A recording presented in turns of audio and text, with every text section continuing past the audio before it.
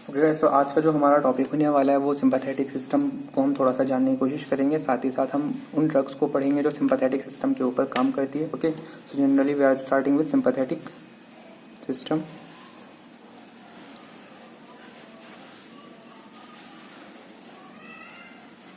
जो sympathetic system की जो ड्रग्स होती हैं उनको हम जनरली जो कहते हैं वो एड्रेनर्जिक ड्रग्स कहलाती हैं। ओके, क्यों कहलाती हैं वो हम फिर पढ़ेंगे आगे। Okay, so generally sympathetic system को जो कहते हैं वो एड्रेनर्जिक सिस्टम भी कहते हैं।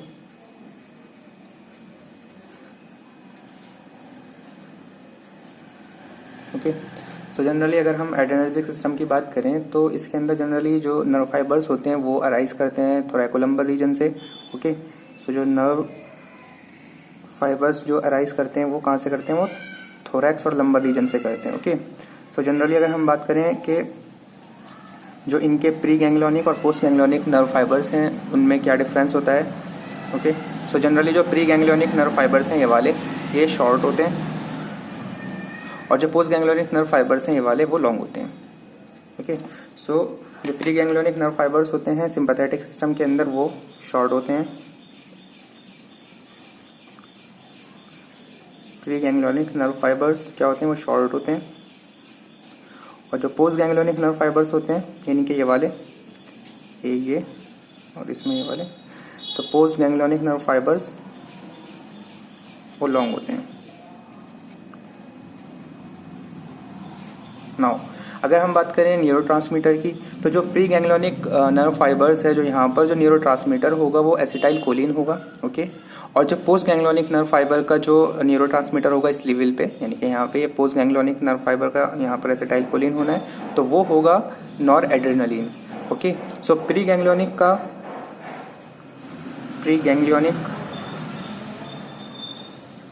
नर्व फाइबर में जो न्यूरोट्रांसमीटर होगा वो क्या होगा, वो एसिटाइल कोलिन होगा। ओके, और जो पोस्ट गैंग्लियोनिक नर्व फाइबर का जो न्यूरोट्रांसमीटर होगा पोस्ट गैंग्लियोनिक नर्व फाइबर, इसमें जो न्यूरोट्रांसमीटर होगा वो क्या होगा, वो नॉर एड्रेनलिन होगा। NA से मैं इसको डिनोट कर रहा हूँ। तो नॉर एड्रेनलिन जो होगा वो पोस्ट गैंग्लियोनिक नर्व फाइबर के अंदर न्यूरोट्रांसमीटर होगा। इस सिस्टम का यानी कि सिंपैथेटिक सिस्टम का एक एक्सेप्शन है जिसमें स्वेट ग्लैंड आता है, स्वेट ग्लैंड्स। गाइस इसके अंदर जो प्री गैंग्लियोनिक नर्व फाइबर है, प्री गैंग्लियोनिक नर्व फाइबर, इसमें जो न्यूरोट्रांसमीटर है वो एसिटाइल कोलिन है। और जो पोस्ट गैंग्लियोनिक नर्व फाइबर है इसका पोस्ट गैंग्लियोनिक नर्व फाइबर, इसमें से जो न्यूरोट्रांसमीटर निकल रहा है वो भी एसिटाइल कोलिन है। जबकि हम इसको पढ़ते हैं सिंपैथेटिक सिस्टम के अंदर, लेकिन इसका जो प्री गैंग्लियोनिक नर्व फाइबर का जो न्यूरोट्रांसमीटर है वो एसिटाइल कोलिन है और जो पोस्ट गैंग्लियोनिक नर्व फाइबर का जो न्यूरोट्रांसमीटर है वो भी क्या है, एसिटाइल कोलिन है। ओके, सो हमें ये ध्यान रखना पड़ेगा कि जो स्वेट ग्लैंड्स है वो क्या है, एक्सेप्शन है। ओके, नाउ अगर हम बात करें कि इस सिस्टम के अंदर जनरली होता क्या है तो उसको हम एक बार क्विक रिव्यू कर लेते हैं। जनरली होता यह है कि जो फिनाइल एलेनिन है, फिनाइल एलेनिन, ओके, इससे जो है क्या ये टायरोसिन जो है बनाता है। ओके, सो टायरोसिन का जो प्रिकर्सर होता है वो फिनाइल एलेनिन होता है और यहाँ पर एक एंजाइम लगता है जिसको हम कहते हैं फिनाइल एलेनिन हाइड्रोक्सिलेज। तो फिनाइल एलेनिन हाइड्रोक्सिलेज एंजाइम की प्रेजेंस में फिनाइल एलेनिन हाइड्रोक्सिलेज, इस एंजाइम के प्रेजेंस में क्या होता है कि फिनाइल एलेनिन जो होता है वो टायरोसिन के अंदर कन्वर्ट हो जाता है। नाउ अब जो टायरोसिन है ये एंटर करता है न्यूरॉन के अंदर। ओके, फॉर एग्जांपल ये न्यूरॉन है, इसके अंदर एंटर किया। अब इस टायरोसिन ने जो है इसको कन्वर्ट होना है। ओके, सो ये टायरोसिन था यहाँ पर, इसके ऊपर एक एंजाइम लगता है टायरोसिन के ऊपर, उसका नाम है tyrosine hydroxylase. Okay, tyrosine hydroxylase.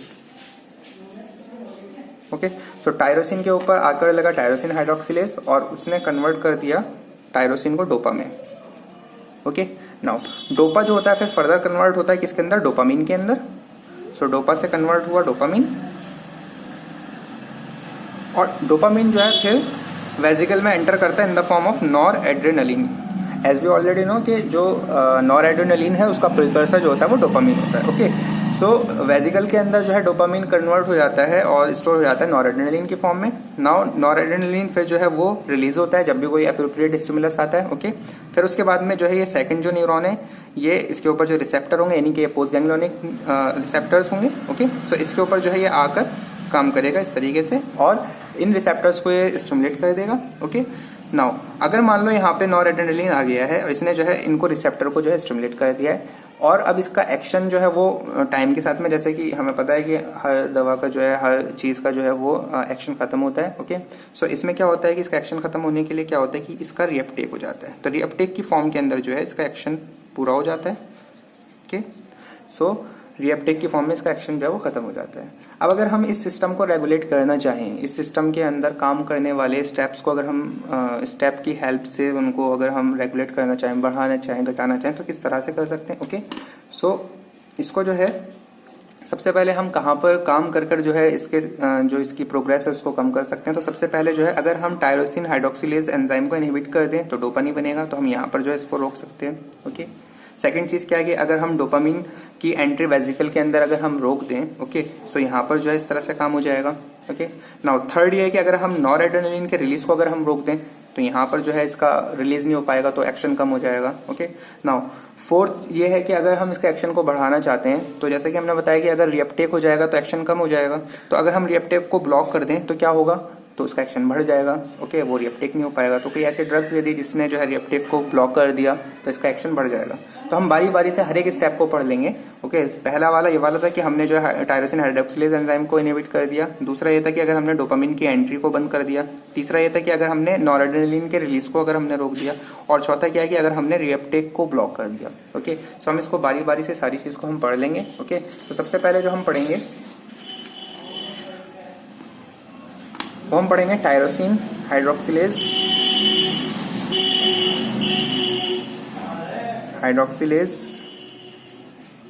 Enzyme blocker. Okay, so tyrosine hydroxylase enzyme को अगर हम ब्लॉक कर रहे हैं तो जनरली क्या होगा कि ये डोपामिन नहीं बनेगा।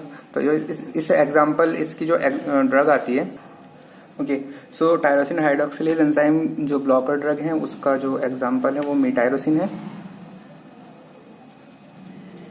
ओके, सो मीटायरोसिन ड्रग जो है वो उस एंजाइम को ब्लॉक कर देती है जिसकी वजह से वो एक्शन जो है वो कम हो जाता है। ओके, नाउ सेकंड जो कैटेगरी है वो है VMAT2 ब्लॉकर ड्रग। क्या चीज अभी पढ़ते हैं, VMAT2 blocker. Generally VMAT2 blocker क्या है कि जैसे हमने यहाँ पे पढ़ा कि वेजिकल के अंदर जो है एंट्री होती है। ओके, तो जनरली वेजिकल के ऊपर जो है एक पंप होता है, ये वेजिकल है।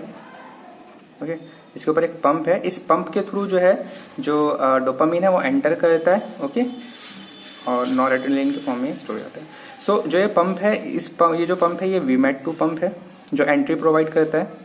ओके, सो अगर इस पंप को जो है वो ब्लॉक कर दिया जाए, सो अगर इस पंप को हम ब्लॉक कर देते हैं तो वो एंट्री नहीं हो पाएगी। ओके, सो डोपामिन जो है वो नॉरएड्रेनालिन की फॉर्म के अंदर आके स्टोर हो ही नहीं पाएगा। ओके, सो जनरली VMAT2 जो अच्छा इसका वो क्या हुआ, इसकी फुल फॉर्म क्या है, तो वेजिकुलर मोनोअमाइन ट्रांसपोर्टर।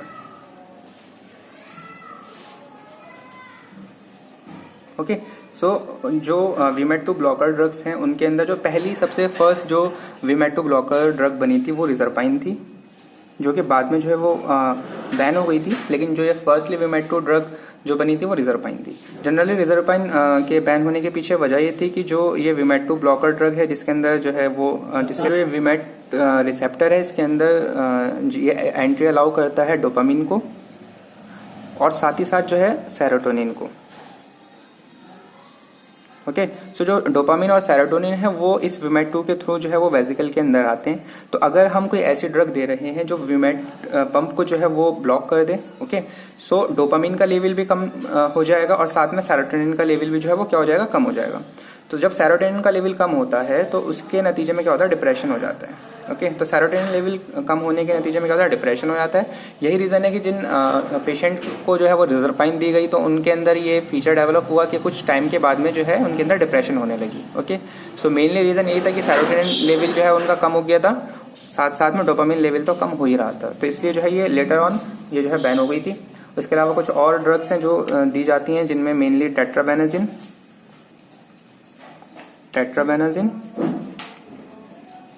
ड्यूटेट्राबेनाजिन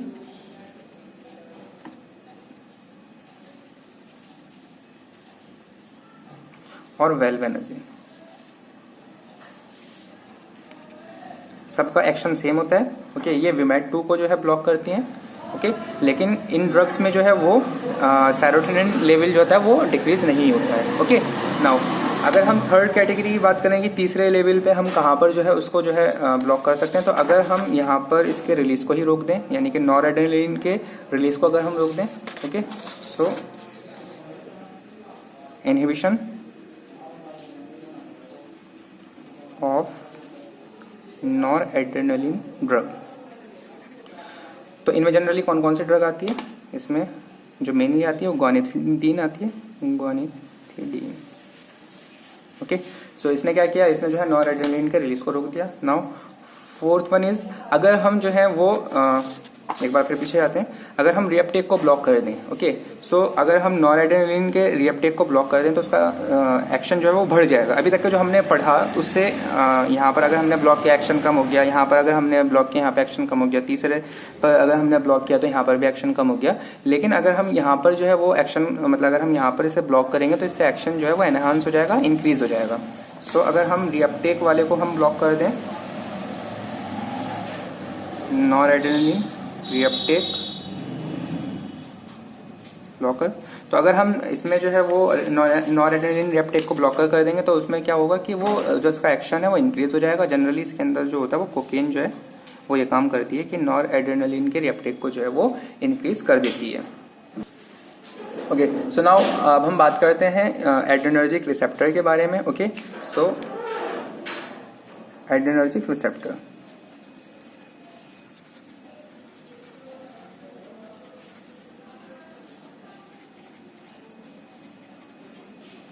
तो जनरली एड्रेनर्जिक रिसेप्टर के अंदर मेनली अगर हम देखें तो दो तरह के रिसेप्टर होते हैं, एक अल्फा और बीटा,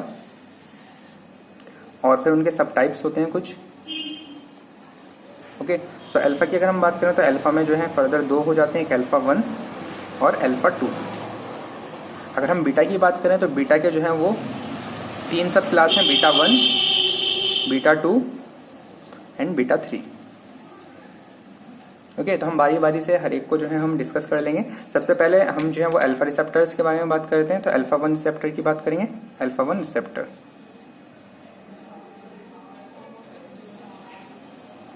जनरली अल्फा 1 रिसेप्टर, देखो ये रिसेप्टर मेनली हर जगह होते हैं, लेकिन अगर हम उसमें जो है जो मेनली कहाँ पर प्रेजेंट होते हैं जिसकी वजह से एक्शन बढ़ सकता है, घट सकता है, तो हम मेनली उनको डिस्कस करेंगे। तो जनरली अगर हम अल्फा 1 रिसेप्टर की बात करें तो ये जो है 3 जगह पर जो है मेनली पाए जाते हैं। सबसे पहले जो है वो ब्लड वेसल्स पर मिलेंगे, ब्लड वेसल्स, और ब्लड वेसल्स पर अगर ये जो है स्टिमुलेट हो रहे हैं तो इसकी वजह से क्या होगा, ब्लड वेसल्स पर स्टिमुलेट होने की वजह से वेजो कंस्ट्रिक्शन हो जाएगा।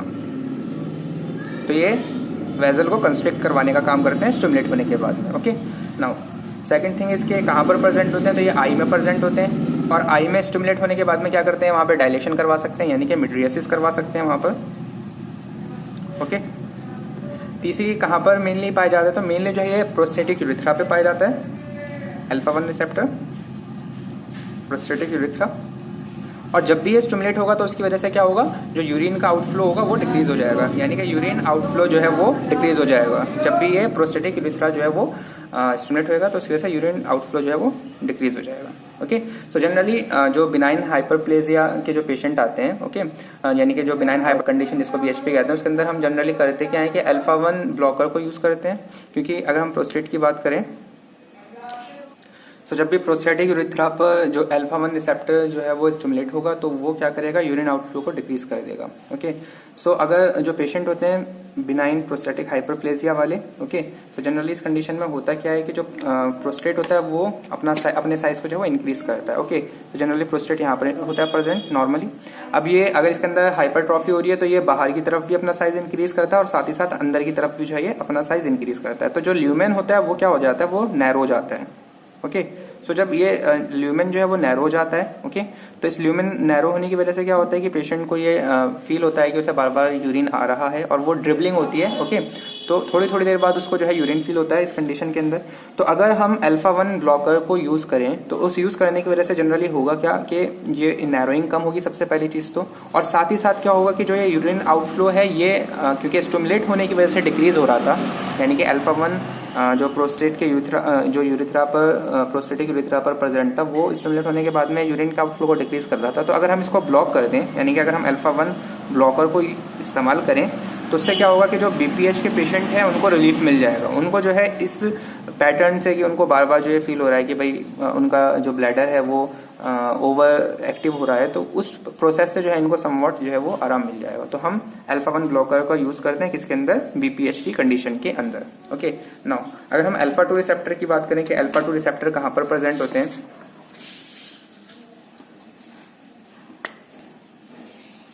Alpha 2 receptor generally alpha 2 receptor जो है वो एज अ ब्रेक की तरह से काम करते हैं, और जो ये प्रेजेंट होते हैं जिनकी लोकेशन होती है वो प्री सिनेप्टिक रिसेप्टर के ऊपर होती है। ओके सो प्री सिनेप्टिक रिसेप्टर कहां पर होंगे, यहाँ पर जो है यहाँ पर कहीं अल्फा 2 मौजूद होगा। ओके और इसका काम क्या होगा कि जो भी न्यूरोट्रांसमीटर आ रहा है यानी कि नॉरएड्रेनालिन अगर आ रहा है तो इसके जो फ्लो है उसको जो है कम करने का काम क्या होता है, अल्फा 2 रिसेप्टर का होता है। ओके तो जब भी एक्टिवेट होगा तो उसकी वजह से क्या होगा कि नॉरएड्रेनालिन उस तरह से आ नहीं पाएगा। तो मेनली क्या होगा कि इसके स्टिमुलेशन की वजह से जो बीपी है वो कम हो जाएगा, जो हार्ट रेट है वो कम हो जाएगा। ओके नाउ अगर हम बात करें अब बीटा रिसेप्टर की, तो बीटा रिसेप्टर के अंदर हमने जैसे डिस्कस किया इसकी 3 फैमिलीज हैं। ओके सो सबसे पहले जो है बीटा 1 रिसेप्टर की बात करेंगे। ओके तो जनरली जो बीटा 1 रिसेप्टर होते हैं वो मेनली जो है वो 2 जगह पर होते हैं, एक होता है हार्ट में। जब भी हार्ट में बीटा 1 रिसेप्टर स्टिमुलेट होंगे तो उससे क्या होगा, सबसे पहले तो हार्ट रेट को वो इंक्रीज कर देंगे। ओके कंडक्टिविटी को इंक्रीज कर देगा। ओके उसके साथ साथ में कॉन्ट्रैक्टिलिटी को भी जो है वो इंक्रीज कर देगा। तो बीटा 1 रिसेप्टर जो कि हार्ट में मौजूद है उसने क्या किया, हार्ट रेट को इंक्रीज कर दिया, कंडक्टिविटी को इंक्रीज कर दिया और कंट्रैक्टिलिटी को इंक्रीज कर दिया। ओके सेकंड थिंग इसके ये जो बीटा रिसेप्टर है वो मेनली जेजी सेल पर प्रेजेंट होते हैं किडनी के अंदर। ओके जब जेजी सेल एक्टिवेट होगी, जेजी सेल के रिसेप्टर एक्टिवेट होंगे वो रेनिन के सिक्रीशन को इंक्रीज करेंगे। ओके अल्टीमेटली क्या होगा कि एल्डोस्टेरोन जो है एंजियोटेंसिन एल्डोस्टेरोन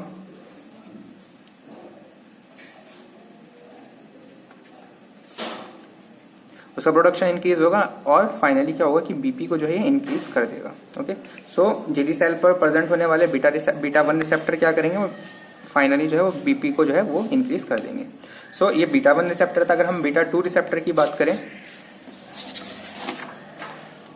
बीटा 2 रिसेप्टर कहां पर प्रेजेंट होते हैं, बीटा 2 रिसेप्टर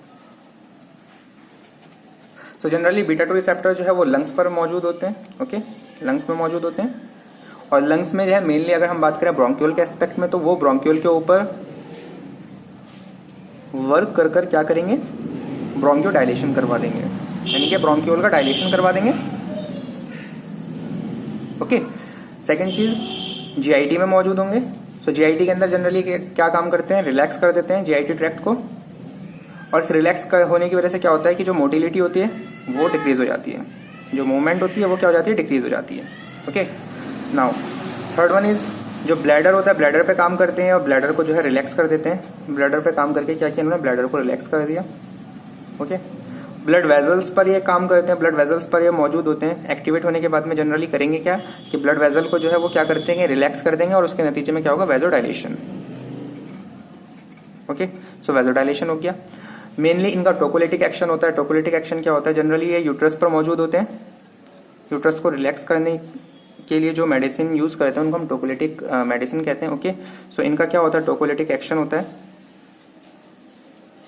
यानी कि ये जो है वो यूट्राइन मसल को रिलैक्स कर देते हैं, और इस वजह से इनको जो है हम प्रीटर्म लेबर कंडीशन के अंदर यूज करते हैं, यानी कि जो मेनली 6 वीक के बाद में 6-7 वीक पर जो पेन होने लगता है, जो लेबर पेन होने लगता है, तो उस कंडीशन को हम ट्रीट करने के लिए, क्योंकि यूट्राइन कॉन्ट्रैक्शन होते हैं उसमें, तो उसकी वजह से पेन जो है वो डेवलप हो जाता है। ओके सो उस कंडीशन को ट्रीट करने के लिए हम बीटा 2 एगोनिस्ट को जो है हम इस्तेमाल करते हैं, तो उससे यूट्राइन मसल रिलैक्स हो जाता है। ओके सो यूज्ड इन प्री-टर्म लेबर कंडीशन। ओके तो प्रीटर्म लेबर में इसको जो है यूज करते हैं। उसके अलावा कहाँ पर प्रेजेंट होते हैं, स्केलेटल मसल में ये जो है प्रेजेंट होते हैं। ओके, स्केलेटल मसल पर ही एक्ट करके क्या करते हैं, ट्रिमर करवा देते हैं। जब भी सिंपैथेटिक सिस्टम एक्टिवेट होता है तो उसकी वजह से क्या होता है, ट्रिमर्स होने लगते हैं। ओके, नाउ ये जो है लिवर में मौजूद होते हैं, लिवर में प्रेजेंट होते हैं। लिवर के अंदर जनरली क्या करेंगे, ये हाइपोग्लाइसीमिया को रिवर्स करने का काम करते हैं। हाइपोग्लाइसीमिया को क्या करते हैं, रिवर्स कर देते हैं। किस तरह से रिवर्स करते हैं, तो ये जो है मेनली ग्लाइकोजिनेसिस इनहिबिट कर देते हैं, पहली चीज। दूसरी चीज के ग्लाइकोजिनोलिसिस को प्रमोट करते हैं, ग्लाइकोजिनोलिसिस इसको इन्होंने प्रमोट किया। हर उस कंडीशन को प्रमोट करते हैं जिससे जो ग्लूकोज का लेवल जो है इंक्रीज हो जाए। साथ ही साथ ये हर उस चीज को जो है वो डिक्रीज करते हैं जिससे ग्लूकोज स्टोर फॉर्म के अंदर आ जाए। ओके, सो इन्होंने करवाया ग्लाइकोजिनोलिसिस को, मतलब इन्होंने ग्लाइकोजिनोलिसिस करवाया, टूटने लगा ग्लाइकोजन। ओके, साथ साथ में जो इन्होंने क्या करवाया, ग्लूकोनियोजेनेसिस को प्रमोट किया है, ग्लूकोनियोजेनेसिस को प्रमोट किया। फाइनली कह ये सकते हैं कि ये जो है जो हाइपोग्लाइसेमिक कंडीशन है, यानी कि जिसके अंदर शुगर लेवल कम हो रहा है, उसको जो है ये ठीक करता है, उसको रिवर्स करता है। ओके, सो ये बीटा 2 रिसेप्टर के काम हुआ। नाउ बीटा 3 रिसेप्टर,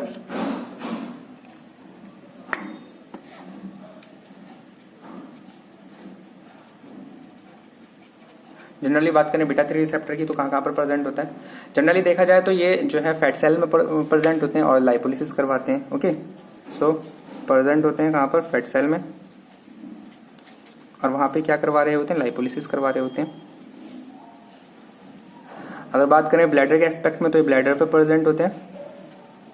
ओके, और ब्लैडर को मेनली क्या काम करते हैं, उसको जो है रिलैक्स करने का काम कर रहे होते हैं। ओके, इसीलिए इसकी प्रॉपर्टी के उस पर बिहाफ पर हम जो है, जो ओवर एक्टिव ब्लैडर होता है उसके अंदर हम जो है बीटा 3 एगोनिस्ट यूज करते हैं। So used in over active bladder. So इस कंडीशन के अंदर हमने बीटा 3 एगोनिस्ट यूज करेंगे। ओके, और इसका जो एग्जांपल है वो मिराबैग्रोन जो ड्रग है,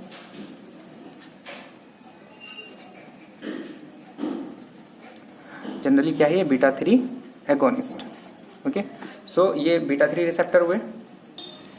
ओके, सो हमने जब हम अल्फा के बारे में बात करें तो हमने बात करी थी कि जो अल्फा 1 होते हैं ब्लड वेसल्स में मौजूद होते हैं। ओके, सो ब्लड वेसल्स में मौजूद हैं वो, और वो क्या करवा रहे हैं, वैसोकंस्ट्रिक्शन करवा रहे हैं। ओके, नाउ फिर हमने बात करी बीटा 2 रिसेप्टर की, तो जो बीटा 2 रिसेप्टर हैं वो भी ब्लड वेसल्स में मौजूद हैं और वो क्या करवा रहे हैं, वैसोडाइलेशन करवा रहे हैं। अल्फा 1 वैसोकंस्ट्रिक्शन करवा रहा है और जो बीटा 2 है वैसोडाइलेशन करवा रहा है। लेकिन अगर हम बात करें कि ये किस तरह से काम करेंगे, मतलब वेसल्स में दोनों मौजूद हैं, एक अल्फा एक वैसोकंस्ट्रिक्शन करवा रहा है, एक वैसोडाइलेशन करवा रहा है। ओके, सो जनरली होता ये है कि जो स्किन है, स्किन के अंदर अबंडेंट अमाउंट में अल्फा 1 मौजूद होता है। ओके, तो स्किन के अंदर जनरली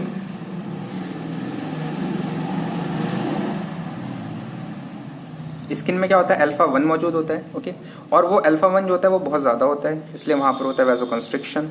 ओके, अगर हम बात करें मसल्स में, हर्ट मसल्स की, नॉर्मल मसल्स की, वहां पर क्या होता है, वहां पर बीटा 2 मौजूद होते हैं और वो बीटा 2 अबंडेंट अमाउंट मौजूद होते हैं, तो इसलिए वहां पर वो करवा रहे होते हैं वैसोडाइलेशन।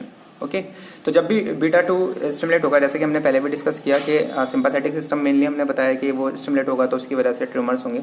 तो होता क्या है कि बीटा 2 जो बीटा 2 स्टिमुलेट होता है तो उसके स्टिमुलेट होने के बाद में क्या होता है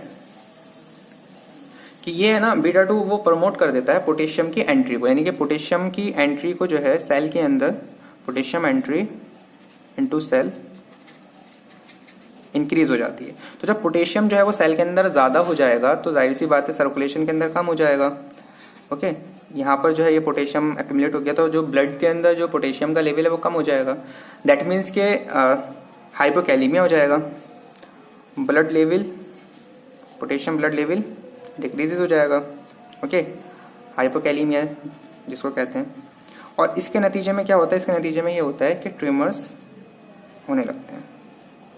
ओके, तो ट्रिमर्स होने का जो मेन कॉज है वो क्या है, बीटा 2 स्टिमुलेट हुआ और उसके बाद में पोटेशियम सेल के अंदर चला गया और ट्रिमर्स होने लगे। ओके, अगर हम बात करें बीटा 2 की तो जो बीटा 2 रिसेप्टर है, बीटा 2 रिसेप्टर को स्टिमुलेट करने वाली जो ड्रग्स हैं, यानी कि हम बात करें बीटा 2 रिसेप्टर को स्टिमुलेट करने वाली जो ड्रग्स आती हैं, उसको हम प्रिस्क्राइब करते हैं कि भाई तुम बीटा 2 रिसेप्टर लो और उसकी वजह से जो है ग्लूकोज लेवल जो है वो ठीक हो जाएगा, यानी कि जो हाइपोग्लाइसीमिया की कंडीशन है वो ठीक हो जाएगी। लेकिन अगर कोई पेशेंट ऐसा है जो डायबिटिक पेशेंट है, तो उसके अंदर अगर हम बीटा 2 ब्लॉकर इस्तेमाल कर रहे हैं तो वो शुगर लेवल को इतना ज़्यादा कम कर देगा कि गाइस हमें पता है कि हाइपोग्लाइसीमिया जो है वो ज़्यादा डेंजरस होती है in the comparison of hyperglycemia. Okay, so इसीलिए जो है वो beta 2 receptor, beta 2 blocker drugs को जो है कॉन्ट्राइंडिकेट किया गया है। बीटा 2 ब्लॉकर कॉन्ट्राइंडिकेटेड इन किसके अंदर, जो हाइपोग्लाइसेमिक पेशेंट होते हैं। ओके, मेनली जो शुगर के लिए जो मेडिसिन ले रहे हैं उन पेशेंट को जो है वो बीटा 2 ब्लॉकर ड्रग्स को कॉन्ट्राइंडिकेट बताया गया है। यह है ओके। नाउ अब हम डिस्कस करेंगे drug acting on sympathetic system. Drug acting on sympathetic system.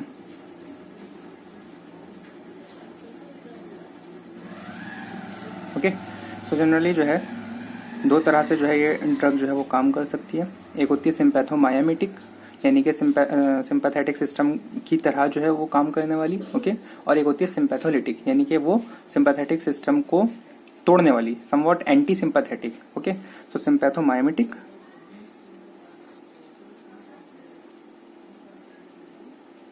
मायमेटिक means mimicry. Okay, and सिंपैथोलिटिक।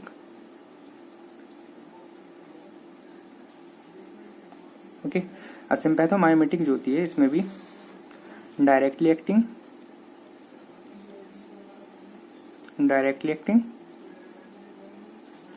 And indirectly acting. जैसे कि हमने पैरासिम्पैथेटिक सिस्टम के अंदर पढ़ा था कि उसमें भी डायरेक्टली और इनडायरेक्टली था, सेम वैसे ही यहाँ पर भी डायरेक्टली और इनडायरेक्टली था। ओके, तो डायरेक्टली एक्टिंग के अंदर जनरली होता क्या है कि जो दवाई है वो जो ड्रग है वो रिसेप्टर को डायरेक्टली स्टिमुलेट कर देगी। ओके, और इसके अंदर इनडायरेक्टली में, यानी कि इनडायरेक्टली में क्या होता है, इनडायरेक्टली में होता है कि जो ड्रग होती है वो नॉर एड्रेनलिन के सिक्रीशन को इंक्रीज कर देगी और फिर जाकर जो है वो रिसेप्टर को एक्टिवेट करेगा या स्टिमुलेट करेगा। तो डायरेक्टली एक्टिंग में हमने क्या पढ़ा कि it directly stimulates the receptor. Okay, और इनडायरेक्टली में क्या था कि it increases nor adrenaline secretion. और फिर उसने फर्दर क्या किया था, उसने फिर रिसेप्टर को एक्टिवेट किया था, रिसेप्टर एक्टिवेटेड। ओके, अगर हम इनडायरेक्टली की बात करें, इनडायरेक्टली एक्टिंग,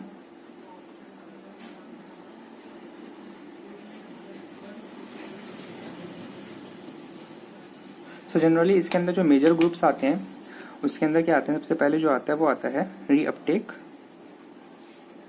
इनहिबिटर या रीअपटेक ब्लॉकर, और उसका सबसे मोस्ट कॉमन एग्जांपल है कोकेन। कोकेन ने गाइस करा ये था कि कोकेन ने जो वेजिकल्स, जो कि हमने पढ़ा था कि नॉरेड्रेनालिन जो है वो सीक्रेट होता है। ओके, और फिर यहाँ पर रिसेप्टर पे काम करता है, और उसके बाद में क्या होता है, कुछ टाइम के बाद में उसका रीअपटेक हो जाता है वापस वेजिकल के अंदर, रीअपटेक। सो अगर इस रीअपटेक को जो है, नॉर्मली जब ये रीअपटेक होता है तो उसके बाद में जो है वो एक्शन खत्म हो जाता है। तो अगर इस रीअपटेक को जो है वो ब्लॉक कर दिया जाए, यानी कि जो ये रीअपटेक की प्रोसेस है उसको अगर हम ब्लॉक कर दें तो एक्शन जो है वो बढ़ सकता है। नॉन एड्रेनलिन का रीअपटेक जब नहीं होगा तो वो जो है जो रिसेप्टर्स हैं उनको जो है स्टिमुलेट करना बाकी रखेगा। ओके, सो हमने जो है इनडायरेक्टली एक्टिंग के अंदर जो ग्रुप्स थे उसमें जो सबसे मेजर ग्रुप जो हमने पढ़ा वो पढ़ा रीअपटेक ब्लॉकर, और उसके अंदर क्या था, कोकेन था। जनरली कोकेन की बात करें तो कोकेन जो है वो लोकल एनेस्थेटिक की तरह से होता है। ओके, और जनरली जो लोकल एनेस्थेटिक होते हैं वो वेजोडाइलेशन करवाते हैं, लेकिन ये कोकेन जो है ये इसका एक्सेप्शन है। ये कोकेन जो है वो क्या करता है, वो वेजो कंस्ट्रिक्शन करवाता है, और उसकी वजह से क्या होता है, बीपी इंक्रीज होता है। तो जनरली जो लोकल एनेस्थेटिक एजेंट होते हैं वो वेजोडाइलेशन करवाते हैं, कोकेन उसका एक एक्सेप्शन है, ये वेजो कंस्ट्रिक्शन करवाते हैं। ओके, सो पहला हो गया रीअपटेक ब्लॉकर, पहला ग्रुप। दूसरा ग्रुप क्या होगा कि दूसरा ग्रुप ये है कि कुछ ड्रग्स ऐसी होती हैं जो डिस्प्लेसमेंट करवा देती हैं। Okay, so drug acting by displacement.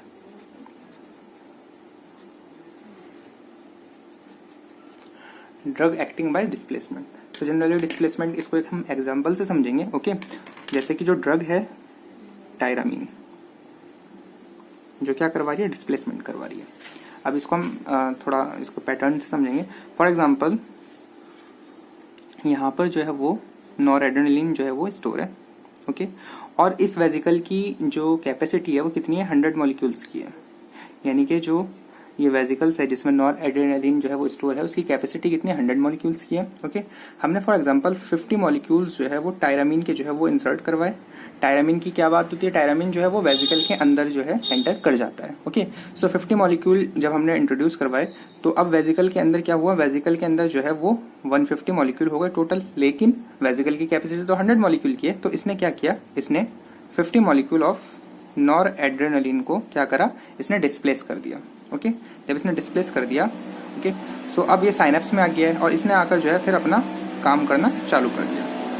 Okay, so initially क्या था, 100 मॉलिक्यूल थे किसके, नॉरएड्रेनालिन के। हमने 50 मॉलिक्यूल टायरामीन दिया, टायरामीन ने क्या करा, डिस्प्लेसमेंट करवाया 50 मॉलिक्यूल का। ओके, अब यहाँ पर ये 50 आ गए। अब इस वेजिकल के अंदर क्या हुआ, इस वेजिकल के अंदर 50 मॉलिक्यूल जो है वो टायरामीन के हैं और 50 मॉलिक्यूल जो है वो नॉरएड्रेनालिन के हैं। ओके, नाउ फिर हमने क्या किया, फर्दर थोड़ी देर में हमने जो है फिर से 50 मॉलिक्यूल जो है वो टायरामीन के जो है इंट्रोड्यूस करवाए। अब जो ये वेजिकल था जिसके अंदर जो है जनरली जो वेजिकल था यहाँ पर, इसमें जो है नॉरएड्रेनालिन भी था प्लस टायरामीन भी था। अब जब हमने इसके 50 मॉलिक्यूल एडअप करवाए टायरामीन के, तो जो इसने क्या करा, फिर से जो है 50 मॉलिक्यूल ऑफ नॉरएड्रेनालिन को जो है पुश कर दिया। ओके, अंदर कितने बचे, 100 मॉलिक्यूल हुए। 100 मॉलिक्यूल किसके हुए, टायरामीन के हुए। ओके, सो सेकंड कंडीशन के अंदर क्या हुआ कि 100 मॉलिक्यूल जो है वो अंदर टायरामीन के हो गए और इसने जो है पुश कर दिया था 50 मॉलिक्यूल ऑफ नॉरएड्रेनालिन को। अब तीसरी बार हमने क्या किया, तीसरी कंडीशन में हमने फिर से जो है 50 मॉलिक्यूल ऑफ टायरामीन को जो है इंट्रोड्यूस करवाया। ओके, अगर हम वेजिकल की बात करें तो वेजिकल में जो है ऑलरेडी 100 मॉलिक्यूल हैं टायरामीन के। अब 50 और आ गए तो टोटल कितना हो गया, 150। लेकिन जैसा कि हमने कहा कि इसकी कैपेसिटी कितनी है, 100 मॉलिक्यूल की है, तो इसने जो है 50 मॉलिक्यूल्स ऑफ टायरामीन को जो है वो पुश कर दिया। अब जब इसने 50 मॉलिक्यूल ऑफ टायरामीन को पुश कर दिया तो टायरामीन ने यहाँ पर फर्दर रिसेप्टर के ऊपर कोई काम नहीं किया। ओके, यानी कि टायरामीन का जो टायरामीन ड्रग है उसमें ये कहा जाता है कि वो इनिशियल डोज में 2 to 3 डोज में जो है वो काम करती है और उसके बाद में जो है उसका एक्शन आना बंद हो जाता है। जैसे कि यहाँ पर जब नॉरएड्रेनालिन बचा ही नहीं और लास्टली यहाँ पे साइनेप्स में क्या आया, टायरामीन आया। इस टायरामीन ने अब फर्दर कोई काम नहीं करा। इस कंडीशन को जो हम कहते हैं वो हम कहते हैं टैकीफाइलेक्सिस। तो वो कंडीशन जहां पर वो एक्शन आना बंद हो जाता है उसे हम कहते हैं टैकीफाइलेक्सिस। ओके, सो जनरली टायरामीन, ये सब हमने टायरामीन के एक्सपेक्ट में पढ़ा था। टायरामीन ने डिस्प्लेसमेंट करवाया था नॉरएड्रेनालिन का और उसकी वजह से क्या हुआ था कि साइनेप्स के अंदर नॉरएड्रेनालिन आ गया था और उसने अपने एक्शन को अंजाम दिया था। लेकिन एक टाइम के बाद में, एक लिमिटेड टाइम के बाद में क्या हुआ था कि वो टायरामीन जो है वो खुद साइनेप्स के अंदर आ गया था और उसने जो है अपना जो काम था वो करना बंद कर दिया था और उसको हमने क्या कहा था, टैकीफाइलेक्सिस। ओके, इसके एक एग्जांपल तो टायरामीन हो गया डिस्प्लेसमेंट का। ओके, दूसरा जो एग्जांपल्स है वो है ephedrine, pseudoephedrine,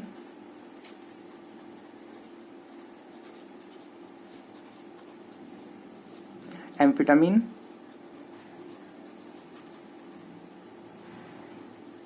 okay, so ephedrine, pseudoephedrine and amphetamine. Generally guys अगर हम इन तीनों ड्रग्स की बात करें तो ये इनका मिक्स एक्शन आता है।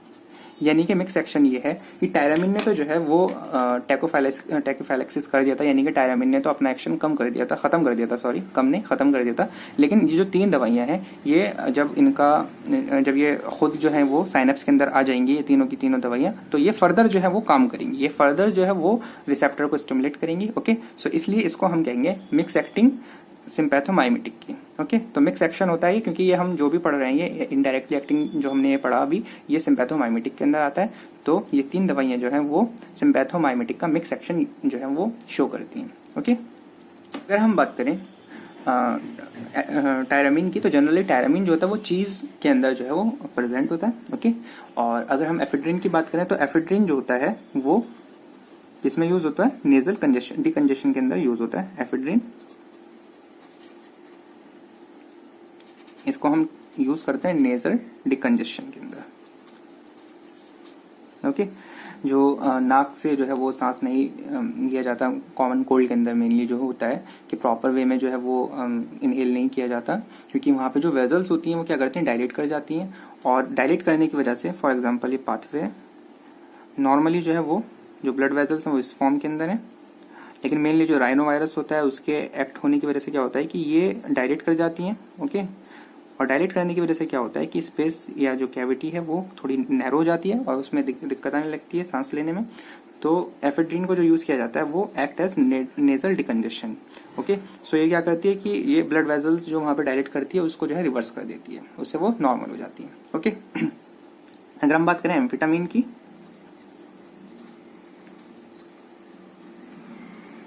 ओके, सो जनरली एम्फेटामिन जो होता है वो क्या करता है, वो ब्लड ब्रेन बैरियर को क्रॉस कर जाती है।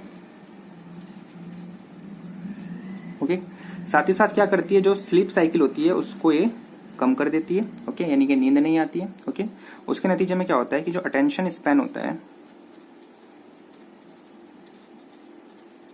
वो इंक्रीज हो जाता है। ओके, यानी कि ये ध्यान लगवाने वाली ड्रग है। कौन है, एम्फेटामिन। ओके, ये सारी प्रॉपर्टीज के चलते इसको जो है use in ADHD। Okay, ADHD mean क्या है, attention deficit hyper activity disorder. Okay, तो ADHD के अंदर जो है इसको हम यूज करवाते हैं। ओके, और इस ड्रग का जो मेनली जो वो है वो MDMA के नाम से जो है ये मिलती है, यानी कि methyl dioxy meth amphetamine.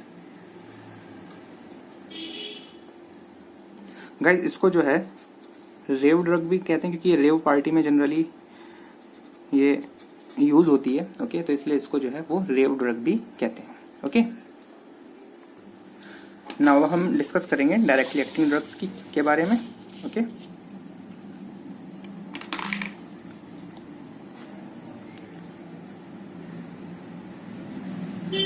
Directly acting.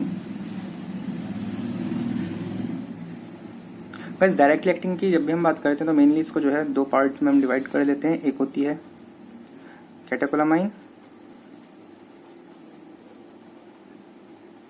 और जो दूसरी कैटेगरी है वह नॉन कैटेकोलामाइन।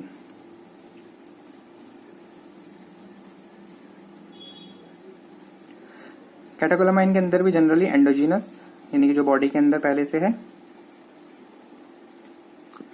और एक्सोजीनस यानी कि हम इसे बाहर से जो है इंट्रोड्यूस करते हैं। ओके, अब इसके एग्जांपल्स देख लेते हैं। एंडोजीनस और एक्सोजीनस के अंदर क्या क्या एग्जांपल है। तो एंडोजीनस के एग्जांपल के अंदर हम पढ़ेंगे एड्रेनलिन, नॉरएड्रेनलिन,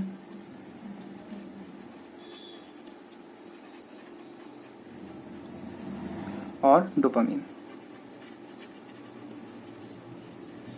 ओके, जबकि अगर हम बात करें एक्सोजीनस की, तो एक्सोजीनस की जो एग्जांपल्स हैं वो क्या क्या है, डोब्यूटामिन।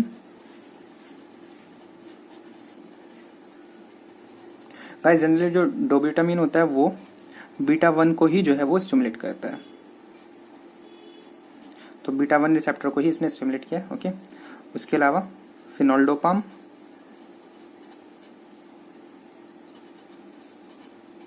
ओके, और तीसरा जो है वो आइसोप्रिनोलिन।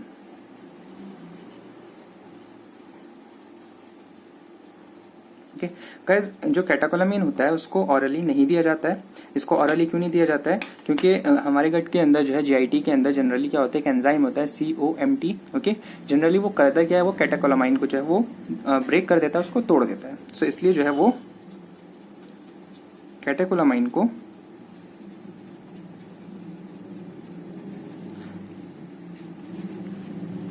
Does not give hourly. Okay, और ऑरली इसको क्यों नहीं दिया जाता, जैसे कि हमने बताया कि जो COMT एंजाइम है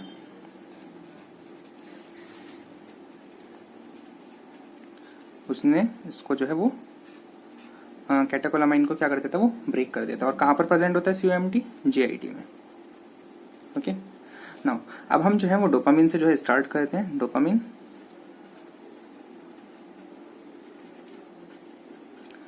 ओके गाइस, जनरली डोपामिन की बात करें तो मेनली जो है वो 3 मेन रिसेप्टर पर काम करता है dopamine. Okay, D1, beta 1 and alpha 1। तो मेनली जो है ये 3 रिसेप्टर पर काम करता है। और जो ये डोपामिन जो काम करता है ये एक्चुअली में क्या होता है, ये डोज डिपेंडेंट होता है। ओके, अगर डोज जो है वो लेस देन 2 माइक्रोग्राम से कम है तो D1 जो है वो स्टिमुलेट होगा। अगर जो है डोज जो है वो 2 और 10 माइक्रोग्राम के बीच में है, ओके, तो वो जो है बीटा 1 रिसेप्टर जो है वो स्टिमुलेट होगा। D1 तो होगा लेकिन बीटा 1 भी होगा। और अगर डोज जो है वो ग्रेटर देन 10 माइक्रोग्राम की फॉर्म में है तो उससे क्या होगा कि अल्फा 1 स्टिमुलेट होगा, साथ साथ बीटा 1 और D1 भी जो है वो स्टिमुलेट हो जाएगा। सो हम कह सकते हैं on the basis of dose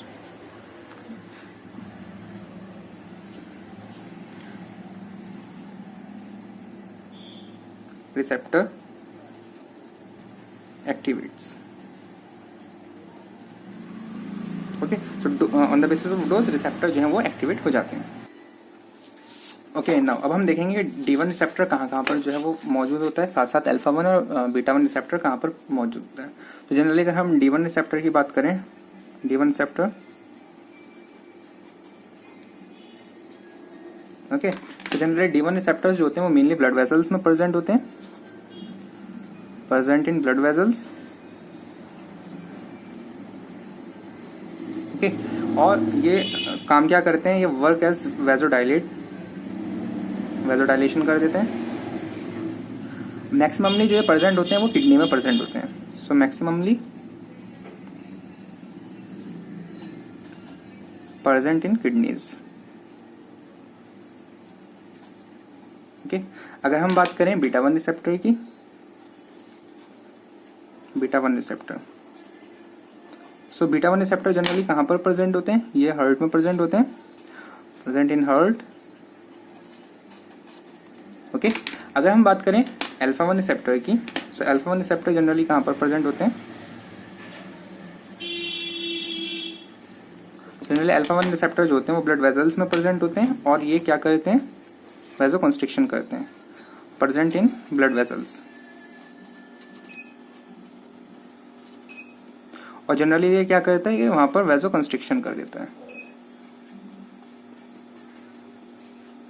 okay, सो अगर अल्फा 1 रिसेप्टर जो है वो स्टिमुलेट होंगे तो वो क्या करेंगे, वेजो कंस्ट्रिक्शन कर देंगे। ओके नाउ गाइस, जो डोपामिन होता है, डोपामिन उसको जो है यूज किया जाता है, मेनली जो उसको यूज किया जाता है वो जो कंजेस्टिव हार्ट फेलियर की कंडीशन होती है उसमें जो है इसको यूज किया जाता है, used in congestive heart failure, यानी कि कंजेस्टिव हार्ट फेलियर की कंडीशन में जो है डोपामिन को यूज किया जाता है, फेलियर।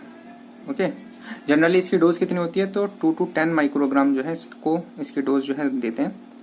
ओके, और साथ ही साथ हमें ये भी बताना चाहिए कि जो शॉक की कंडीशन होती है with oliguria. Okay, generally shock के अंदर क्या होता है, बीपी कम हो रहा होता है, ओलिगोयूरिया के अंदर जनरली क्या होता है कि जो यूरिन आउटपुट होता है डिक्रीज हो जाता है।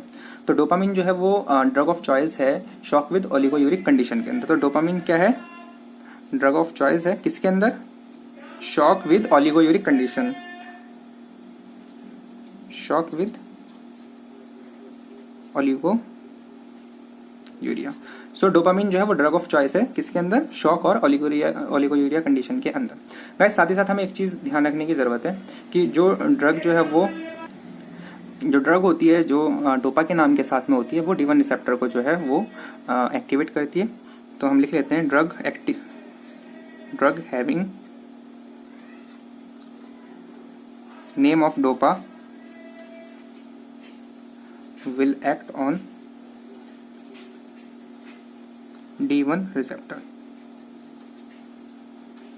ओके, सो जो ड्रग जो है वो डोपा नाम के साथ होगी वो कहाँ पर एक्ट करेगी, D1 रिसेप्टर के ऊपर जो है वो एक्ट करेगी। ना अब हम बात करते हैं एड्रेनलिन की।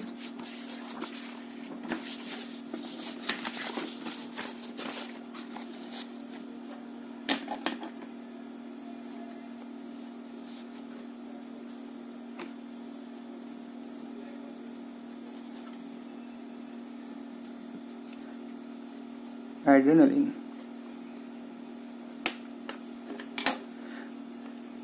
गाइस एड्रेनलिन के पास में क्या होता है कि या कह सकते हैं कि जो वर्क करती है वो अल्फा 1, अल्फा 2, बीटा 1, बीटा 2 ये चारों रिसेप्टर के ऊपर जो है वो काम कर सकती है, काम करती है एड्रेनलिन।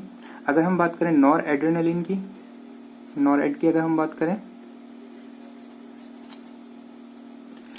तो ये अल्फा 1, अल्फा 2 एंड बीटा 1 पर जो है ये काम करती है।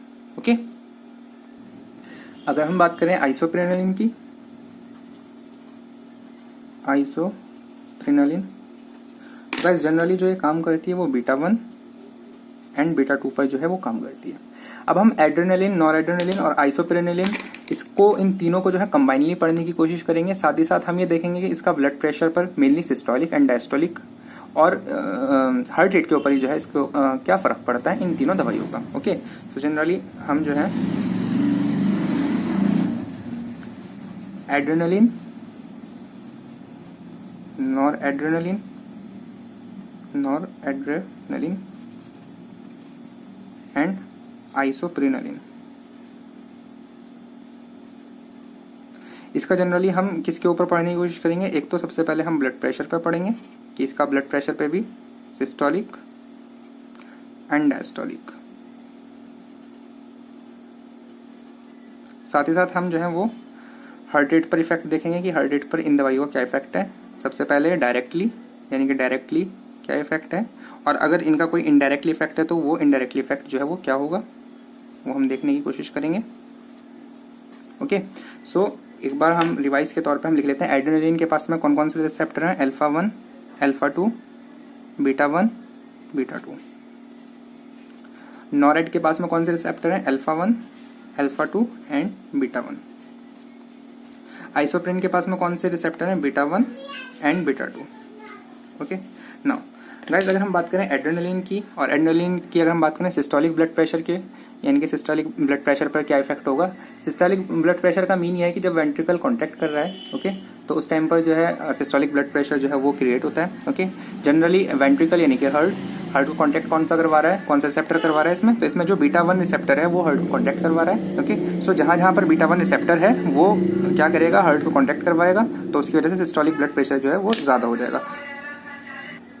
सो बीटा 1 रिसेप्टर यहाँ पर भी है, यहाँ पर भी है और यहाँ पर भी है। सो जनरली जो सिस्टोलिक ब्लड प्रेशर है वो एड्रेनलिन भी बढ़ाएगा, नॉर एड्रेनलिन भी बढ़ाएगा और आइसोप्रेनलिन भी जो है वो सिस्टोलिक ब्लड प्रेशर को बढ़ाएगा। ओके, अगर हम बात करें डायस्टोलिक ब्लड प्रेशर की, गाइस डायस्टोलिक ब्लड प्रेशर को पढ़ने से पहले हमारे को ये ध्यान रखना है कि जनरली डायस्टोलिक ब्लड प्रेशर का मीन क्या है, किसके ऊपर डिपेंड होता है, क्या होता है। तो जनरली जो डायस्टोलिक ब्लड प्रेशर होता है वो ब्लड वेसल के ऊपर डिपेंड करता है। ओके, और होता क्या है कि जब हार्ट रिलैक्स कर रहा होता है तो उस टाइम पर जो बीपी है, ओके, तो वो या उस टाइम जो बीपी यानी कि हार्ट के रिलैक्स होने की कंडीशन में जो बीपी होता है वो डायस्टोलिक ब्लड प्रेशर कहलाता है। साथ ही साथ हमें ये ध्यान रखना है कि जो डायस्टोलिक ब्लड प्रेशर है वो ब्लड वेसल पर डिपेंड करता है, और जब हार्ट रिलैक्स कर रहा होता है उस टाइम पे जो बीपी को मेंटेन करता है वो कौन करता है, वो पेरिफेरल रेजिस्टेंस जो है वो बीपी को मेंटेन करता है। तो हमें डायस्टोलिक ब्लड प्रेशर में मोटी मोटी समरी है कि एक तो हमें ध्यान रखने की जरूरत है कि वो ब्लड वेसल पर डिपेंड करता है। ओके, नाउ अगर हम एड्रेनलिन देखें तो एड्रेनलिन क्या है, अल्फा 1 है। ओके, अल्फा 1 कहां पर होता है प्रेजेंट, ब्लड वेसल के ऊपर। ओके, साथ ही साथ बीटा 1 कहां पर प्रेजेंट होता है, बीटा 1 नहीं, बीटा 1 तो हार्ट में था। बीटा 2 कहां पर मौजूद होता है, वो होता है ब्लड वेसल्स पर।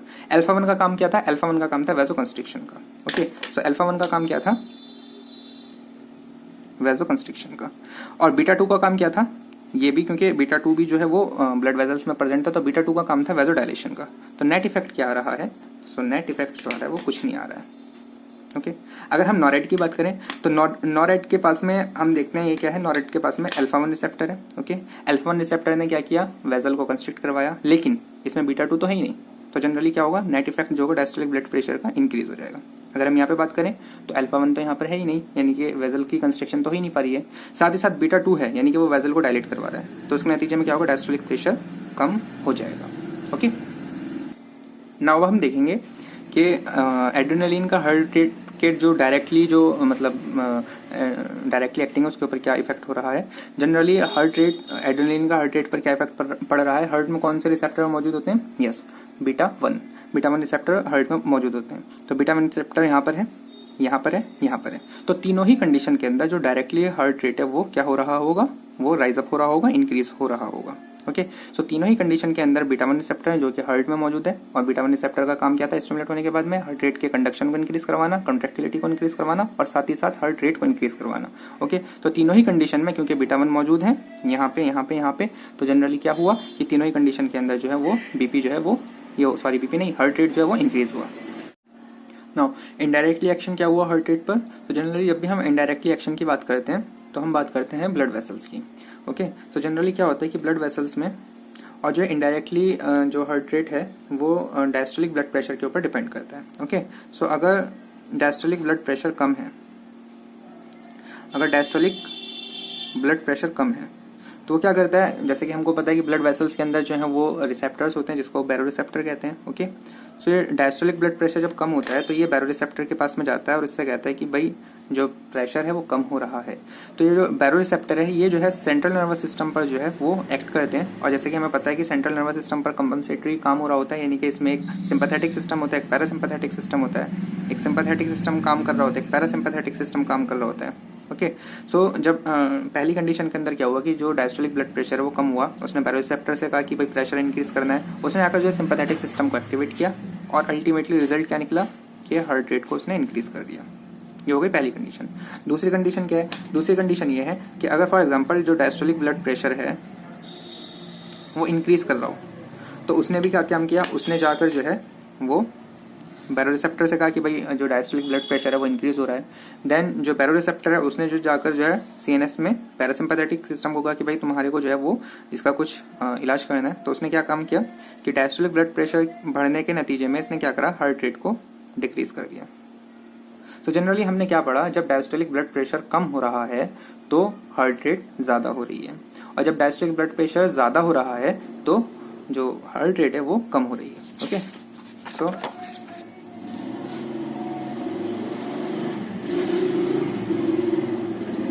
if diastolic BP increases, so finally क्या हुआ, heart rate decreases, and if diastolic BP decreases, so finally heart rate क्या हुआ, increases। okay? अब हमारे को यही फंडा जो है इसमें लगाना है। so जनरली क्या हुआ कि हमने बोला कि जो इनडायरेक्टली एक्शन है वो डायस्टोलिक ब्लड प्रेशर पर डिपेंड करता है, तो यहाँ पर तो डायस्टोलिक प्रेशर है ही नहीं। ओके, फॉर एग्जांपल यहाँ पर हमने बोला कि इनडायरेक्टली जो हार्ट रेट है वो किसके ऊपर डिपेंड करता है, डायस्टोलिक ब्लड प्रेशर, तो यहाँ पर डायस्टोलिक ब्लड प्रेशर तो है ही नहीं, तो यहाँ पर एड्रेनालिन का ऐसा कोई इफेक्ट नहीं होगा। यहाँ पर क्या हो रहा है, डायस्टोलिक प्रेशर बढ़ रहा है तो हार्ट रेट क्या होगा, उतना ही कम हो जाएगा। ओके, इस कंडीशन में क्या है, इस कंडीशन में डायस्टोलिक ब्लड प्रेशर कम हो रहा है तो जो हार्ट रेट है वो इंक्रीज हो जाएगा, क्योंकि हम ये पढ़ चुके हैं कि अगर डायस्टोलिक प्रेशर कम है तो हार्ट रेट ज्यादा है, डायस्टोलिक प्रेशर ज्यादा है तो हार्ट रेट कम है। ओके, अगर हम इस फाइनल की बात करें कि फाइनल जो हार्ट रेट है उसके ऊपर क्या इफेक्ट होने वाला है, जो फाइनली जो होने वाला है, तो हमें जनरली क्या करना है, सिंपली इसको एडअप कर देना है। ओके, सो 1 + 0 तो ये हो जाएगा 1, 1 - 2 तो ये हो जाएगा 1 - 2 -1 हो जाएगा, और 1 + 3 ये हो जाएगा +3। सो इस कहानी से हमें क्या पता चला, इस कहानी से जनरली हमें पता चला कि यहाँ पर इस कंडीशन में जो सबसे ज्यादा जो जिसे कहते हैं कि जिसने हार्ट रेट को इंक्रीज करा है तो वो किसने करा है, आइसोप्रेनालिन ने करा है। सो हम इसको यहाँ पर लिख लेते हैं। ओके, जो हमने यहाँ पर इस टेबल के उससे जो है हमने पढ़ा। ओके, सबसे ज्यादा हार्ट रेट किसने इंक्रीज करवाया, आइसोप्रेनालिन ने। सबसे कम जो है वो, या कह सकते हैं सबसे ज्यादा जो हार्ट रेट कम किसने करवाया है, वो नॉरेड ने करवाया। तो हम कह सकते हैं कि जो नॉरेड है, नॉरेड्रेनालिन, दैट मीन्स उसने क्या काम करवाया, उसने ब्रैडीकार्डिया करवाया। ब्रैडीकार्डिया किसने करवाया, नॉरेड ने करवाया। ओके, और अगर हम बात करें कि सबसे ज्यादा हार्ट रेट किसने करवाया, तो जो टैकीकार्डिया किसने करवाया है, वो करवाया है आइसोप्रेनालिन ने। सो आइसोप्रेन ने क्या करवाया, टैकीकार्डिया करवाया। ओके, सो ये टेबल जो है काफी इंपॉर्टेंट है, और इससे हमने ये जो है इसकी हमने समरी देखी ना। अब हम इन तीनों के यूजेस की जो है वो बात कर लेते हैं। Okay, so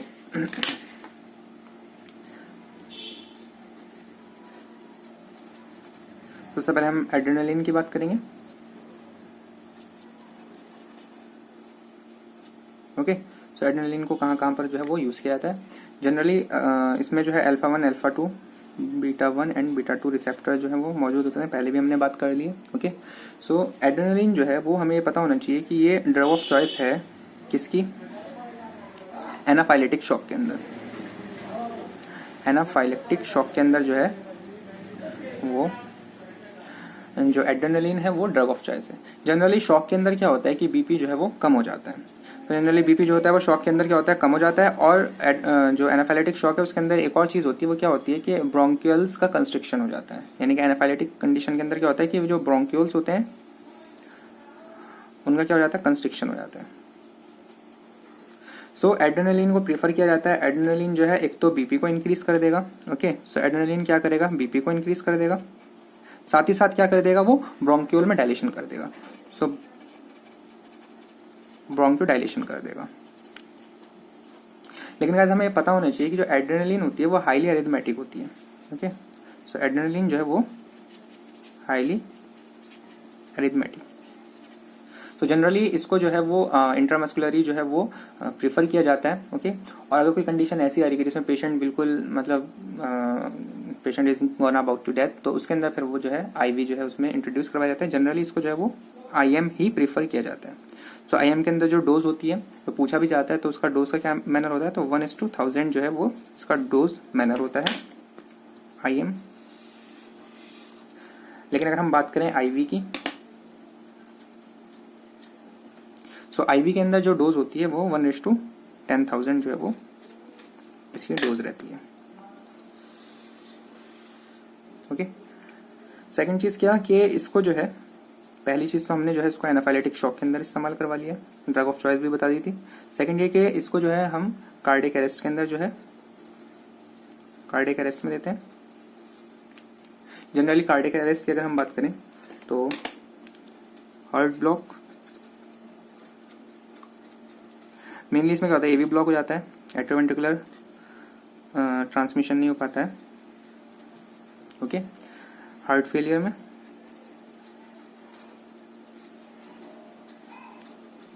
okay, generally heart failure में मेनली अगर हम बात करें तो कंजेस्टिव हार्ट फेलियर में,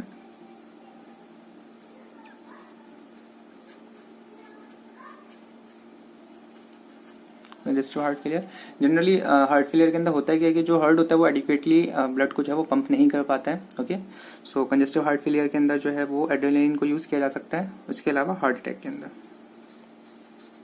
हार्ट अटैक में जनरली जो है ये वो एमआई की वजह से हो सकता है, मायोकार्डियल इन्फेक्शन में के नतीजे में हो सकता है। ओके, यानी कि इसमें क्या होता है कि जो हार्ट होता है उसका कोई पोर्शन जो है उसकी अगर डेथ हो गई है तो उसकी वजह से जो है वो सीवियर चेस्ट पेन वगैरह होता है। Okay, so heart attack mainly जो है वो एमआई के उसमें हो सकता है जनरली। तो उसमें जो है ये कहने का मीनिंग है कार्डियक अरेस्ट के अंदर जो है वो एड्रेनलिन को दिया जाता है। इसके अलावा एक और फिनोमिना है, उसे कहते हैं vasomotor Dale. Okay, so vasomotor of Dale हम डिस्कस करेंगे। वेजोमोटर ऑफ डेल गाइस, इसको डिस्कस करने से पहले हम एक एग्जांपल की हेल्प से समझेंगे। ओके, और क्योंकि ये वेजोमोटर रिवर्सल ऑफ डेल जो है वो एक्चुअल में ये था vasomotor reversal of Dale. Vasomotor reversal of Dale जो है फिर हम उस एग्जांपल के बाद में समझेंगे। एक छोटी सी कहानी समझनी होगी। ओके, तो वो कहानी जो है वो एड्रेनलिन के ऊपर ही डिपेंड है। ओके, तो generally biphasic response of adrenaline. Generally होता क्या है कि एक एग्जांपल से हम समझने की कोशिश कर रहे हैं। फॉर एग्जांपल हमने जो है वो 100 मॉलिक्यूल्स ब्लड के अंदर एड्रेनलिन के जो है इंट्रोड्यूस कर दिए हैं।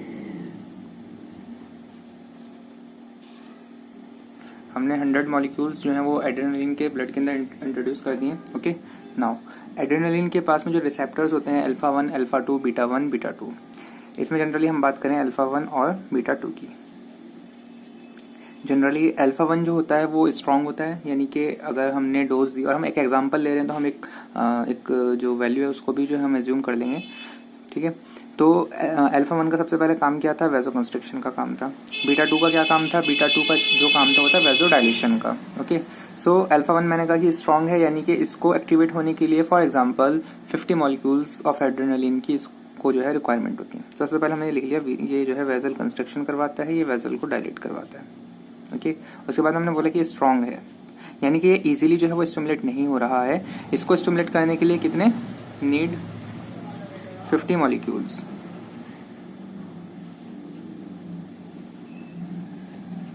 Of adrenaline. क्लियर, यानी कि इसने जो है 50 मॉलिक्यूल्स जो है एड्रेनालिन के लिए, और उसके बाद में जो है इसने ये स्टिमुलेट होना शुरू हुआ। बीटा 2 की बात करें तो बीटा 2 जो है वो क्या है, सेंसिटिव है। दैट मीन्स ये कि इसने जो है मतलब इसको जो रिक्वायरमेंट है वो है 10 मॉलिक्यूल्स की, need 10 molecules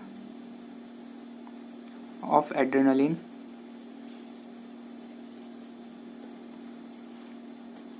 to stimulate. Okay, so strong हो गया अल्फा 1 और जो सेंसिटिव हो गया वो हो गया बीटा 2।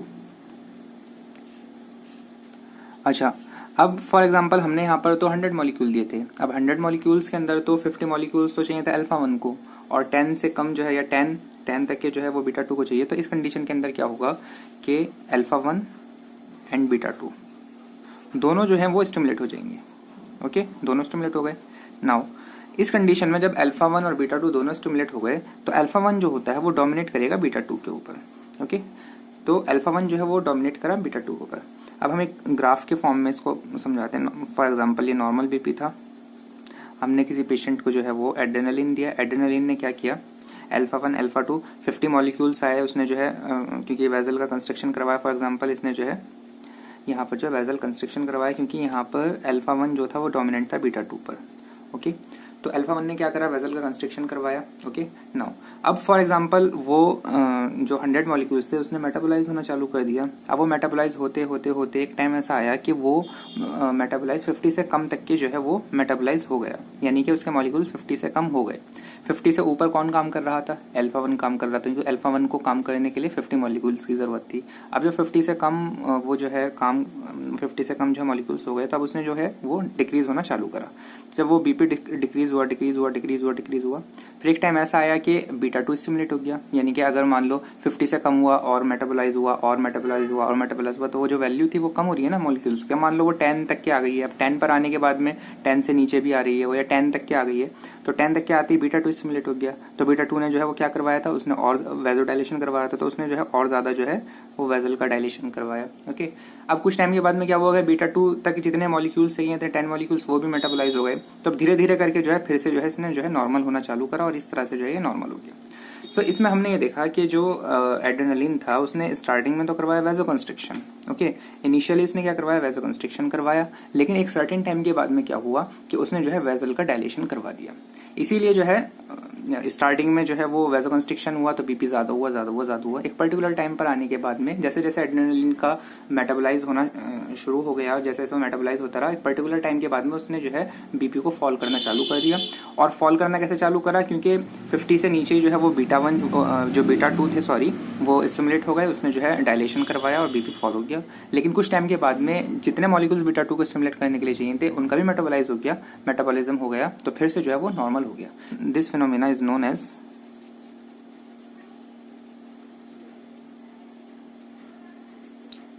बाइफेजिक response of Dale. ये फिनोमेना कहलाएगा बाइफेजिक रिस्पॉन्स ऑफ डेल, यानी कि इसमें एड्रेनालिन का एक पोर्शन तो बीपी को इंक्रीज कर रहा है और कुछ टाइम के बाद में वही पोर्शन जो है बीपी को क्या करने का काम कर रहा है, बीपी को कम करने का काम कर रहा है। नाउ अब क्वेश्चन ये बनता है कि वैजोमोटर रिवर्सल ऑफ डेल क्या चीज थी। तो वैजोमोटर रिवर्सल ऑफ डेल ये थी कि जिन पेशेंट को, अगर कोई पेशेंट ऐसा है जो अल्फा 1 ब्लॉकर ड्रग को जो है इस्तेमाल कर रहा है, यानी कि अगर कोई पेशेंट ऐसा है जिसको अल्फा 1 ब्लॉकर ड्रग्स दी जा रही हैं, अल्फा 1 ब्लॉकर जो है किसी पेशेंट को दी जा रही है। ओके, अब उस पेशेंट में अगर अल्फा 1 ब्लॉकर मेडिसिन देने के बाद में अगर हम उस पेशेंट को जो है एड्रेनालिन देते हैं, अगर ऐसे पेशेंट को हम क्या कर रहे हैं, एड्रेनालिन दे रहे हैं, तो ऐसी कंडीशन के अंदर जो ब्लड प्रेशर है वो फॉल करेगा। क्यों फॉल करेगा? यहाँ पर हमने बताया था नॉर्मल ब्लड प्रेशर था। ओके, अब अल्फा 1 ब्लॉक कर दिया तो अल्फा 1 तो काम ही नहीं करेगा, तो जब अल्फा 1 काम नहीं करेगा तो बीपी तो फॉल ही होगा। ओके, और जब बीपी फॉल होगा तो कुछ टाइम के बाद में क्या होगा, बीटा 2 स्टिमुलेट हो जाएगा, तो बीपी फॉल से और ज्यादा फॉल हो जाएगा। ओके, तो दिस फिनोमिना को जो हम कहेंगे वो हम कहेंगे vasomotor reversal of Dale. Vasomotor reversal of Dale. Okay, यानी कि जब हमने एड्रेनलिन को ऐसे पेशेंट के अंदर दी जो पहले से अल्फा ब्लॉकर ड्रग का इस्तेमाल कर रहा था, तो उसके ऊपर एड्रेनलिन का ये इफेक्ट होगा कि उसकी बॉडी में जो ब्लड प्रेशर है वो सिर्फ और सिर्फ घटेगा। ओके, सो उसको हमने बोला वैसोमोटर रिवर्सल ऑफ डेल। अब हम बात करेंगे नॉन कैटेकोलामाइन ड्रग की। ओके, सो जनरली हमने जो है कैटेकोलामाइन के अंदर एंडोजीनस और एक्सोजीनस दोनों पढ़ लिया था। ओके, अब हम बात करेंगे नॉन कैटेकोलामाइन ड्रग की। Okay, non catecholamine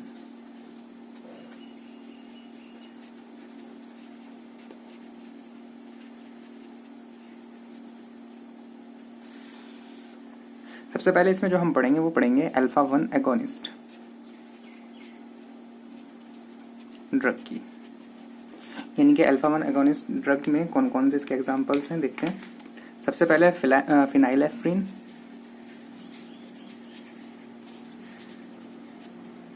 phenylephrine generally जो है ये जो आई ड्रॉप होती है, सॉरी, इसको इस्तेमाल किया जाता है आई ड्रॉप की फॉर्म में, जो आई ड्रॉप्स आती हैं उसमें। और ये करता क्या है, इट कॉजेज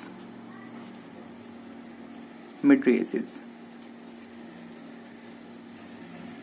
मिड्रिएसिस गाइस, इसके ऊपर क्वेश्चन बन जाता है कि वो कौन सी ड्रग है जो सिर्फ और सिर्फ मिड्रिएसिस कॉज करती है, तो वो फिनाइलेफ्रिन है जो कि मिड्रिएसिस को ही कॉज करती है, तो it causes mydriasis only. Okay, now कुछ और एग्जांपल्स हैं जिसमें जो है मेथोक्सामाइन, मिफर्ट्रामिन,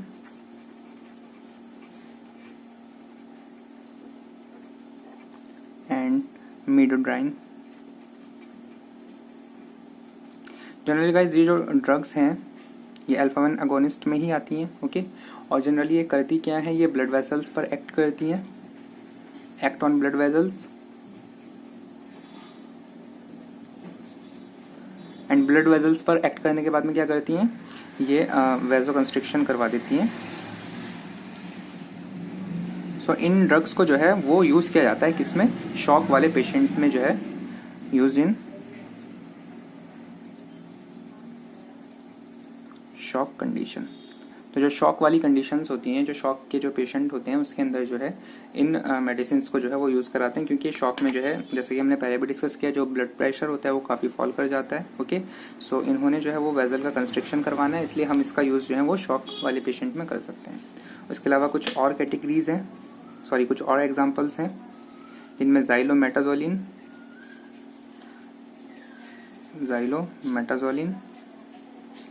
ऑक्सीमेटाजोलिन,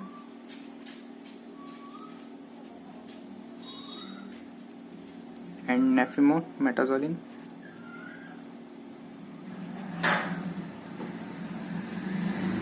जनरली इन जो ड्रग्स हैं इनको जो है नेजल ड्रॉप की फॉर्म के अंदर यूज़ करते हैं। क्यों यूज़ करते हैं, क्योंकि नेजल डिकंजेशन इनका फंक्शन होता है, नेजल डिकंजेशन।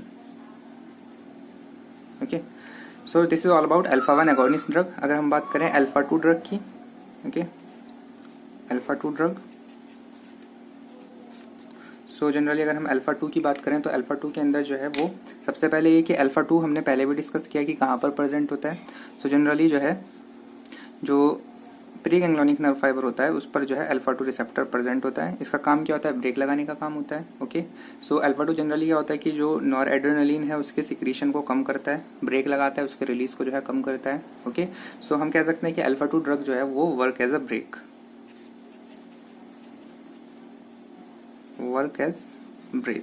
ब्रेक लगाने का काम करता है। ओके, इसके एग्जाम्पल क्या क्या हो जाएंगे, तो एग्जाम्पल इसके क्लोनिडीन हो जाएगी, जो ड्रग आती है क्लोनिडीन। ओके, साथ ही साथ मिथाइल डोपा,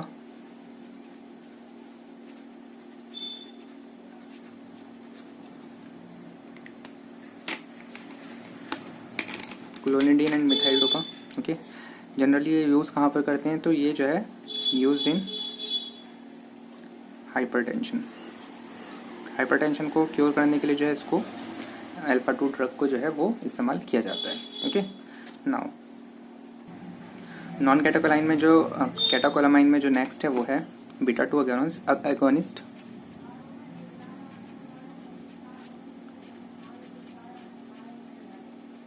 बीटा 2 एगोनिस्ट, तो जनरली बीटा 2 एगोनिस्ट का अगर हम एग्जांपल देखें तो रेटोड्राइन एंड आइसोसुप्राइन। जनरली गाइस ये जो ड्रग है वो जो है यूट्रस के ऊपर यूट्राइन मसल को जो है रिलैक्स करने का काम करती है। तो मेनली इन दवाइयों ने किसके ऊपर काम किया, act on uterus muscle and ये वर्क क्या करती हैं, एक्ट एज रिलैक्सेंट। ओके, सो इन दवाइयों को जो ड्रग्स जो हैं वो यूट्रस के मसल को रिलैक्स करें, ओके, तो उसको हम कहते हैं टोकोलिटिक। सो ये टोकोलिटिक ड्रग है।